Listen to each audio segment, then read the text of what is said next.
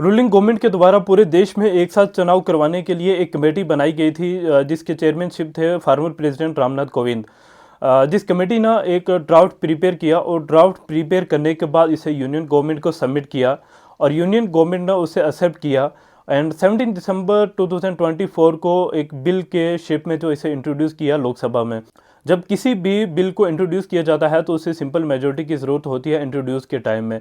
And bill introduce होने के बाद लोकसभा के स्पीकर्स का काम होता है कि एक कमेटी बनाई जाए फिर से, जिस कमेटी का काम होता है कि जितने भी फार्मर जजेस हैं, लॉयर्स हैं, इलेक्शन कमीशन है और स्टेट असेंबली के जितने भी स्पीकर्स हैं उन सब से कंसल्ट किया जाए और पब्लिक का ओपिनियन भी लिया जाए। एंड विद इन 90 डेज जो है वो अपनी रिपोर्ट सबमिट करें लोकसभा स्पीकर्स को। रिपोर्ट सबमिट की जाती है तो इसके बाद इस बिल पे वोटिंग होती है। जब किसी बिल को पास करना होता है लोकसभा से तो उसे 2/3 मेजोरिटी की ज़रूरत होती है।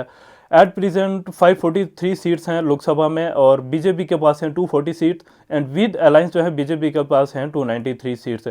अगर 2/3 मेजोरिटी चाहिए होती है तो उसमें 362 वोट जो है वो चाहिए इस बिल को पास करने के लिए लोकसभा से। या बीजेपी को 64 वोट और मिल सकते हैं इस बिल को पार्लियामेंट से पास कराने के लिए। जब लोकसभा से बिल को पास किया जाता है 2/3 मेजोरिटी के बाद, उसके बाद 14 स्टेट जो असेंबलीज हैं उनके स्पीकर उनके हाउस से भी इस बिल को पास होना होता है। एंड उसके बाद 2/3 मेजोरिटी से इसे राज्यसभा में पास होना होता है और उसके बाद जब प्रेसिडेंट की असेंट मिलती है तब ये बिल फाइनली जो है पास होता है। इस कमेटी के की पॉइंट्स क्या थे कि प्रेसिडेंट के द्वारा एक नोटिफिकेशन इशू किया जाएगा जिसमें एक डेट को फिक्स किया जाएगा और पूरे देश में एक साथ एक ही दिन में लोकसभा के और जितने भी स्टेट असेंबली में के इलेक्शन हैं वो एक ही दिन में करवाए जाएंगे। जब लोकसभा और स्टेट असेंबली के इलेक्शन कंप्लीट हो जाएंगे तो उसके बाद नेक्स्ट 100 डेज में जितने भी लोकल बॉडीज़ और पंचायत के इलेक्शन हैं जो वो करवाए जाएंगे।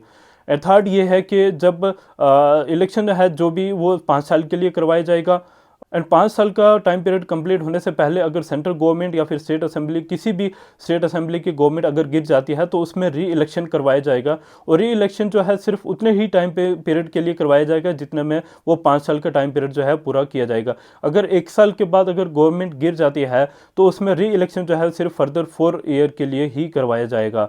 अब ये देखना है कि इस कमेटी जो है वो अपनी रिपोर्ट सबमिट करेगी, उसके बाद क्या ये 2/3 मेजोरिटी से लोकसभा से ये पास होता है या नहीं।